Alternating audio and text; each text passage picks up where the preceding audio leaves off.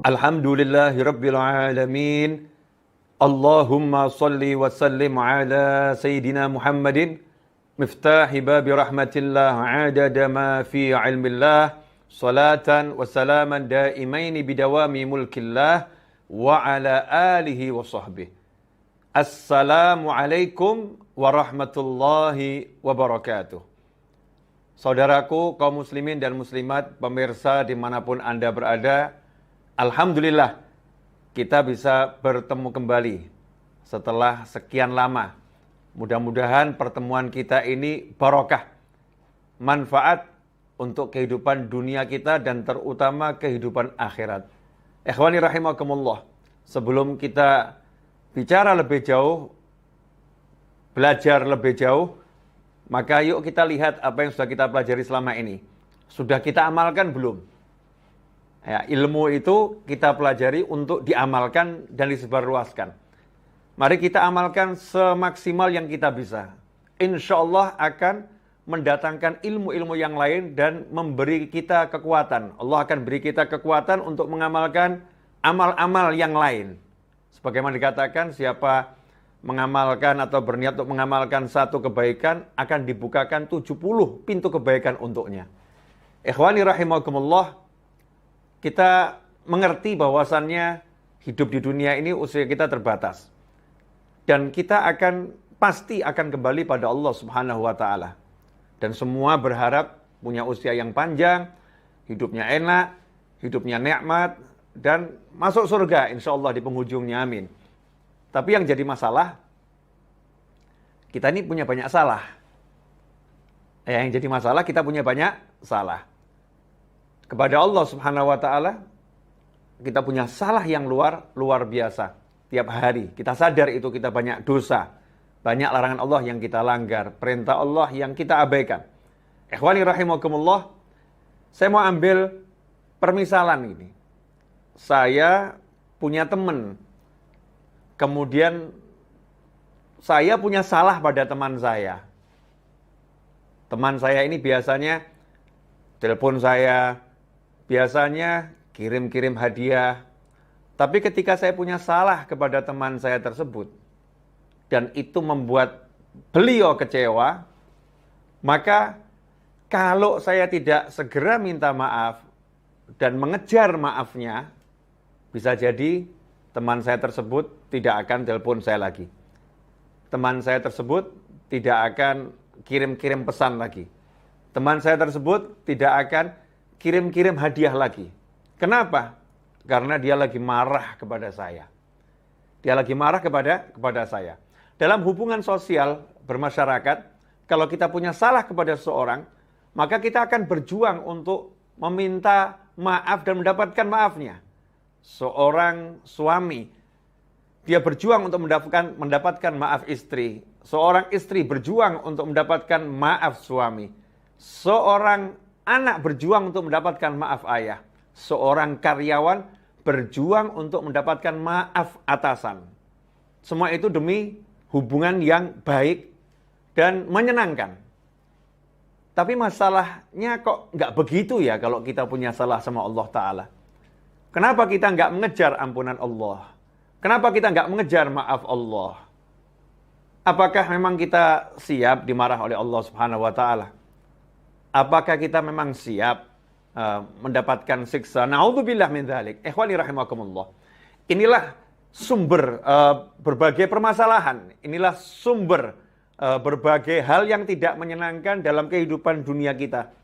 Berbagai hal yang tidak kita inginkan dalam kehidupan dunia.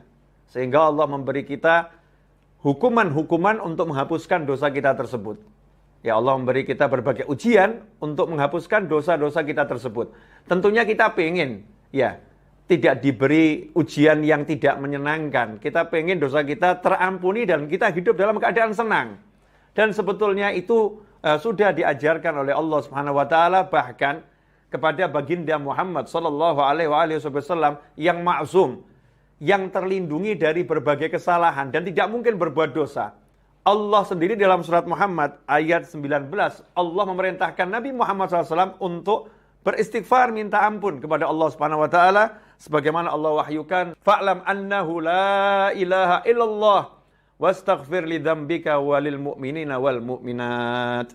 Kata Allah Subhanahu wa taala, fa'lam, ketahuilah sungguhnya tidak ada Tuhan kecuali Allah, wastaghfir li dzambika, dan beristighfarlah, minta ampun untuk kesalahanmu, walil mu'minina wal mu'minat, dan untuk kesalahan dosa-dosa orang yang beriman, baik laki-laki maupun perempuan. Rasulullah SAW tidak pernah berbuat salah, tidak pernah berbuat dosa.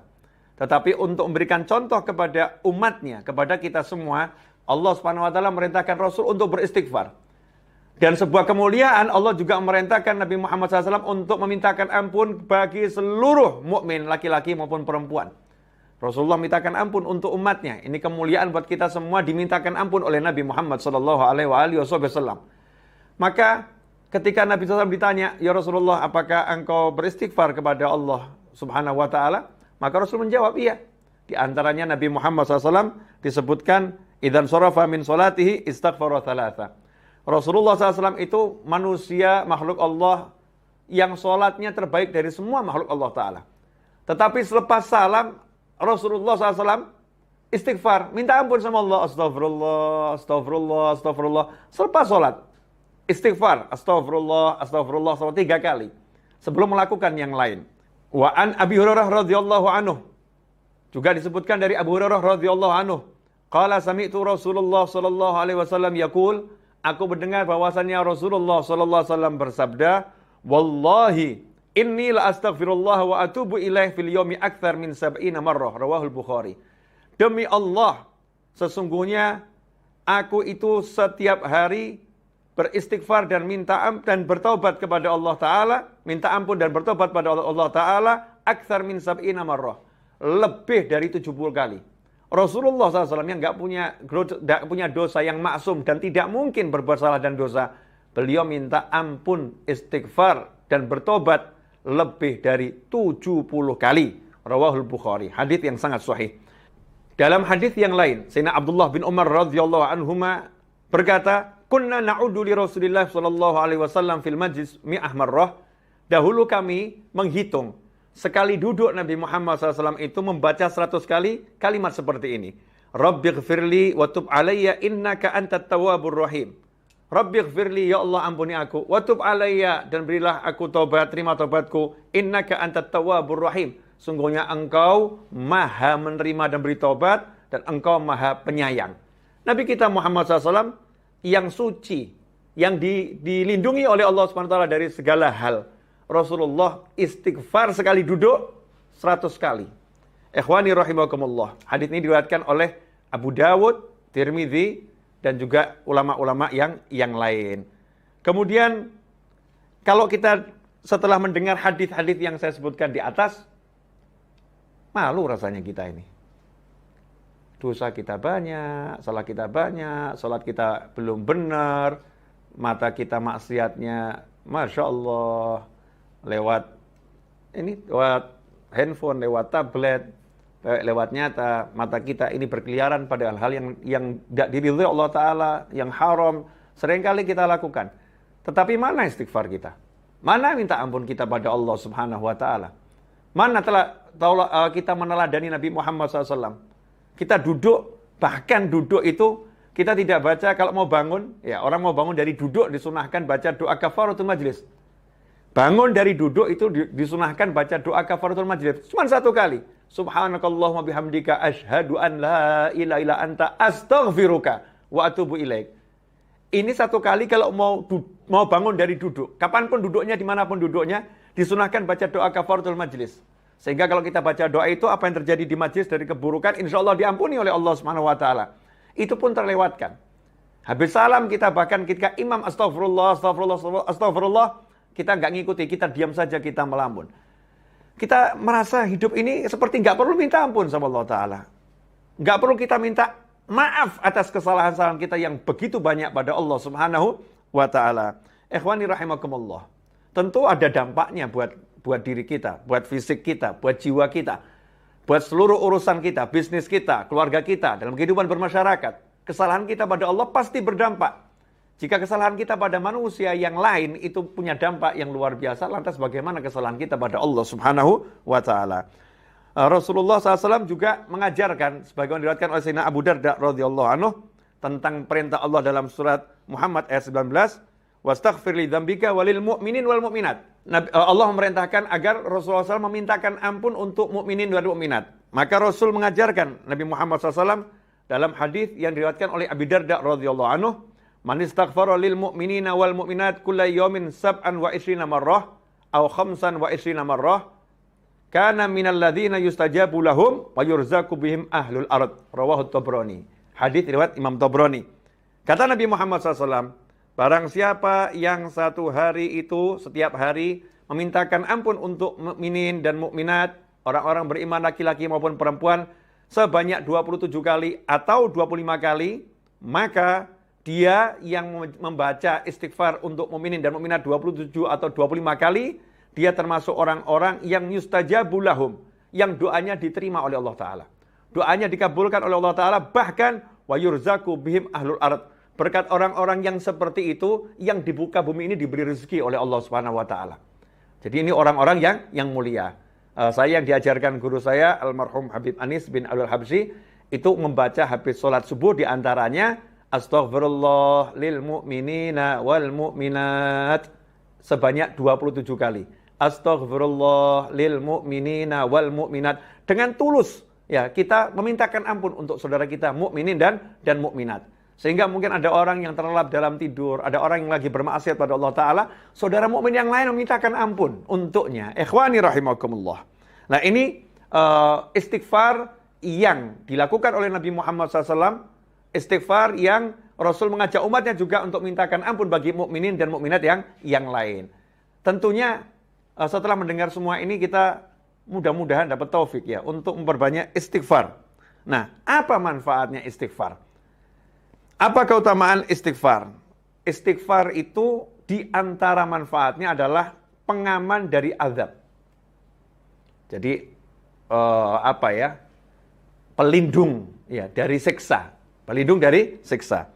Dalam surat Al-Anfal ayat 33 Allah Ta'ala menyatakan, "Wa ma kana Allahu liyu'adzibahum anta fihim wa ma kana Allahu mu'adzibahum wa hum yastaghfirun." Dan Allah tidak akan menyiksa mereka. Ya, Allah tidak akan menyiksa mereka wa anta fihim. Sedangkan engkau wahai Nabi Muhammad SAW masih berada di tengah-tengah mereka. Wa ma kana Allahu mu'adzibahum wa hum yastaghfirun. Dan Allah tidak akan menyiksa mereka sementara di tengah-tengah mereka masih ada orang yang istighfar minta ampun pada Allah Ta'ala. Di antara tafsir ayat ini adalah ayat yang di awal tadi, dan Allah tidak akan menyiksa mereka sementara engkau berada di tengah-tengah mereka, disebutkan ayat ini turun di Mekah. Saat Nabi Muhammad SAW berada di Mekah. Saat Rasul masih ada di Mekah, maka azab tidak turun kepada orang-orang yang membenci Nabi Muhammad SAW. Nah, setelah Nabi hijrah ke Madinah, azab juga tidak turun kepada orang-orang yang membenci Nabi Muhammad SAW di Mekah. Nggak turun azab kepada mereka semua. Kenapa? Karena masih ada sahabat yang belum hijrah. Masih ada sahabat yang berada di Mekah, dan sahabat ini aktif beristighfar kepada Allah Subhanahu wa Ta'ala. Sehingga para sahabat mengatakan, para tabi'in mengatakan, para ulama mengatakan, siapa yang rajin istighfar, maka dia akan menjadi pengaman untuk dirinya dan untuk keluarganya. Untuk dirinya dan untuk teman-temannya, dari azab yang akan turun kepada dirinya maupun kepada keluarganya, pada teman-temannya. Ahli istighfar. Karena itu, ikhwani rahimakumullah, kita sadar kita banyak dosa. Agar kita aman di dunia, aman di akhirat, maka ini pegangan kita, minta ampun sama Allah Ta'ala. Minta ampun, astagfirullah. Ya Allah, aku minta ampun kepadamu. Astagfirullah. Ya Allah, aku minta ampun kepadamu. Dengan kita hayati dan sungguh-sungguh. Ikhwani rahimakumullah. Kalau kita ini mengalami rezeki yang seret, bisnis yang amburadul, kehidupan keluarga yang porak-poranda, dan hati yang gak enak, hati yang penuh dengan rasa suntuk, yang sedikit-sedikit suntuk, sedikit-sedikit sedih, susah. Ikhwani rahimakumullah. Istighfar ini adalah obatnya. Istighfar ini adalah obatnya. Kita masih ingat bagaimana Nabi Nuh alaihissalam menasihatkan kepada umatnya, dan itu diabadikan Allah Ta'ala dalam surat Nuh ayat 10-12. Faqultu astaghfiru rabbakum innahu kana ghaffara yursilis samaa'a 'alaikum midrara wa yumditkum bi amwalin wa banin wa yaj'al lakum jannatin wa yaj'al lakum anhara. Kata Allah Ta'ala, Nabi Nuh mengucapkan di situ, fakultu, maka aku Nuh berkata, istaghfiru rabbakum. Kalian semua hendaknya istighfar, minta ampun kepada Tuhan kalian. Saat itu kaum Nabi Nuh mengalami paceklik yang luar biasa. Bertahun-tahun tidak turun hujan, banyak hewan yang mati, banyak tanaman yang mati. Tanah kering semua. Sehingga kehidupan ekonomi, kehidupan sosial itu terancam hancur. Saat itulah Nabi Nuh ngasih solusi. Apa solusinya? Solusinya, istaghfiru rabbakum. Minta ampunlah kepada Tuhan kalian. Innahu kana ghafara. Karena Allah itu sangat suka memberi ampunan. Allah tuh suka ngasih ampunan. Ada orang yang berat ngasih maaf. Tapi Allah dengan semua kekuasaannya yang maha kuasa, kekuatannya yang maha kuat. Allah dengan semua, yang semuanya adalah miliknya Allah Subhanahu wa Ta'ala. Kita yang salah sama Allah ini, sama Allah disuruh minta maaf sama aku. Aku ampuni dan aku suka orang yang minta maaf. Ini saking maha sayangnya Allah kepada kita, semua hamba-hambanya. Kalau itu dilakukan, yursilis sama'a alaikum midrara. Masalah yang nomor satu, tidak adanya air, paceklik yang luar biasa, maka langsung sama Allah Ta'ala diselesaikan. Allah akan mengirimkan hujan yang lebat dari langit untuk menghapuskan semua kekeringan dan semua sumber air yang kering akan diganti oleh Allah Subhanahu wa Ta'ala. Wa yumditkum bi amwalin wa banin. Dan Allah akan beri kalian kekuatan, pertolongan dan dengan memberikan anak yang banyak, harta yang banyak. Bi amwalin, dengan harta yang beraneka ragam dan banyak. Wa banin, dan Allah akan berikan anak keturunan kepada kalian semua. Wa yaj'al lakum jannati wa yaj'al lakum anhara. Allah akan berikan kalian kebun-kebun dan Allah berikan sungai-sungai yang mengalir di dalamnya. Ikhwani rahimakumullah. Indahnya Al-Qur'an dikatakan di sini, wa yumditkum bi amwalin wa banin. Allah akan beri kalian kekuatan dengan harta yang banyak dan anak yang banyak. Karena ada orang yang punya harta tapi nggak punya anak. Ada orang yang punya anak tapi nggak punya harta. Maka itu tidak lengkap kebahagiaannya. Tetapi Allah katakan orang yang rajin istighfar ini diberi harta yang banyak dan diberi anak yang banyak. Sehingga anaknya tidak jadi masalah dan hartanya akan bawa kebahagiaan untuknya. Ikhwani rahimakumullah. Sehingga Sayyidina Hasan Al-Basri radhiyallahu anhu, ketika datang orang yang nggak punya anak, lapor kepada beliau, wahai imam, saya ini nggak punya anak keturunan, beri saya amalan. Beliau pun mengatakan, bacalah istighfar. Nggak lama datang lagi seseorang yang mengatakan, wahai imam, ya saya ini rezekinya sempit, hidup saya susah, ekonomi saya porak-poranda, beri saya amalan. Imam Hasan Al-Basri pun mengatakan, radhiyallahu anhu, bacalah istighfar. Setelah orang-orang itu pulang, murid-muridnya bertanya, wahai imam, setiap orang yang datang, yang satu minta keturunan, yang satu minta rezekinya lancar, kenapa engkau beri amalan yang sama? Ya, amalannya istighfar, bukan amalan yang berbeda. Maka beliau menjawab, yang ngomong bukan saya, tapi yang ngomong Allah Subhanahu wa Ta'ala, yang tercantum dalam surat Nuh ayat 10 sampai 12. Di antaranya, wa yumditkum bi amwalin wa banin. Dan Allah akan beri kalian kekuatan dengan harta yang beraneka ragam dan jumlahnya banyak, dan anak keturunan yang banyak. Ikhwani rahimakumullah. Di antara manfaat istighfar yang lain adalah sebagaimana yang disampaikan oleh Sayyidina Abdullah bin Abbas radhiyallahu ta'ala anhuma dari Nabi Muhammad SAW, di mana Rasulullah SAW bersabda, man lazimal istighfar ja'alallahu lahu min kulli hammin farajan wa min kulli dhikin makhraja wa razaqahu min haitsu la yahtasib. Riwayat Abu Dawud dan Nasai serta Ibnu Majah dan Hakim dan Baihaqi. Nah, ini hadis yang memberi kita semangat untuk semakin rajin istighfar. Man lazimal istighfar, kata Nabi Muhammad SAW. Siapa yang tekun, continue, terus-menerus beristighfar, istiqomah tiap hari, ja'alallahu lahu min kulli hammin farajan. Maka Allah akan menjadikan untuknya apapun rasa suntuknya, min kulli hammin, apapun rasa suntuknya, apapun penyebab rasa suntuknya, maka Allah akan menjadikan untuknya faraja, jalan keluar. Jadi suntuk itu kalau datang, langsung Allah berikan jalan keluar, agar suntuknya hilang. Dihapus suntuknya oleh Allah SWT untuk orang yang ahli istighfar. Wa min kulli dhikin makhraja.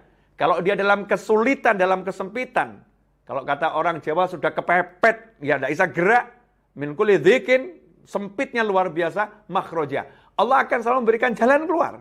Dikasih solusi oleh Allah SWT buat orang yang rajin istighfar. Wa razaqahu min haitsu la yahtasib. Dan untuk urusan rezekinya, tidak pernah dia bisa mikir. Kenapa? Karena Allah akan beri dia rezeki min haitsu la yahtasib. Dari arah yang tidak pernah bisa dia pikirkan. Surprise rezekinya dari Allah SWT. Kejutan-kejutan dari Allah SWT. Min haitsu la yahtasib. Tidak bisa diperhitungkan. Tidak bisa dikira-kira. Allah akan berikan surprise rezekinya untuk orang-orang yang rajin istighfar. Ikhwani rahimakumullah. Sebagai penutup dari kajian kali ini adalah tentang Sayyidul Istighfar. Sayyidul Istighfar ini kalau kita memang nggak bisa baca istighfar banyak-banyak, minimal ya kita baca Sayyidul Istighfar di pagi hari dan di sore hari. Penghulunya semua istighfar. Pemimpinnya semua istighfar. Sebagaimana dikatakan oleh Nabi Muhammad SAW, Sayyidul Istighfar ayyakul al-abd, Allahumma anta rabbi la ilaha illa anta khalaqtani wa ana abduka wa ana ala ahdika wa adika mastata'tu. A'udzu bika min syarri ma sana'tu abu laka bi ni'matika 'alayya wa abu bi dhanbi faghfir li fa innahu la yaghfiru dhunuba illa anta. Itu namanya Sayyidul Istighfar. Man qalaha fin nahar muqinan biha famata min yaumih qabla an yumsiya fa huwa min ahlil jannah. Kata Nabi Muhammad SAW, siapa yang di pagi hari dia membaca Sayyidul Istighfar tadi dengan penuh keyakinan. Baca ini penuh keyakinan, minta ampun sama Allah Ta'ala dan pasti diampuni Allah Ta'ala. Famata min yaumih, kemudian di hari itu sebelum sempat sampai sore hari dia meninggal dunia. Siang hari meninggal dunia, sore hari sebelum matahari tenggelam dia meninggal dunia. Fahuwa min ahlil jannah, maka dijamin dia ahlul jannah. Dia termasuk penghuni surga. Wa man qalaha minal lail fahuwa muqinun biha famata qabla an yusbiha fahuwa min ahlil jannah. Dan barang siapa yang bacanya di malam hari, kemudian dia baca dengan penuh keyakinan, famata qabla an yusbiha, belum sempat matahari terbit, dia meninggal di malam hari itu, maka dia termasuk penghuni surga. Hadis ini diriwayatkan oleh Imam Bukhari. Jadi hadis yang sangat sahih. Ikhwani rahimakumullah. Kesimpulannya, kalau kita mau hidup kita enak di dunia, dan Allah mengajarkan kita untuk mendapatkan kehidupan enak di dunia. Rabbana atina fid dunya hasanatan wa fil akhirati hasanatan wa qina adzabannar. Kalau kita mau hidup kita enak di dunia dan enak di akhirat dan enak dimanapun, maka pegang istighfar ini. Yang rajin minta ampun sama Allah Ta'ala. Ya, usahakan istighfar terus. Perbanyak istighfar. Selain sholawat pada Nabi Muhammad SAW, maka istighfar adalah zikir yang terbaik di akhir zaman. Sholawat, istighfar, sodakoh. Kata para ulama, ini zikir yang paling baik di akhir zaman dan zikir yang paling baik untuk orang-orang yang udah usia lanjut. Amalan terbaik untuk orang-orang udah usia lanjut. Karena ini amalan-amalan yang menghapuskan dosa dan meningkatkan derajat dengan cepat. Karena itu, siapa yang punya hajat? Siapa yang merasa hidupnya dalam masalah? Siapa yang suntuk? Ya, mungkin kita kurang istighfar. Kita kurang rajin istighfar dan kita kurang minta ampun sama Allah Ta'ala.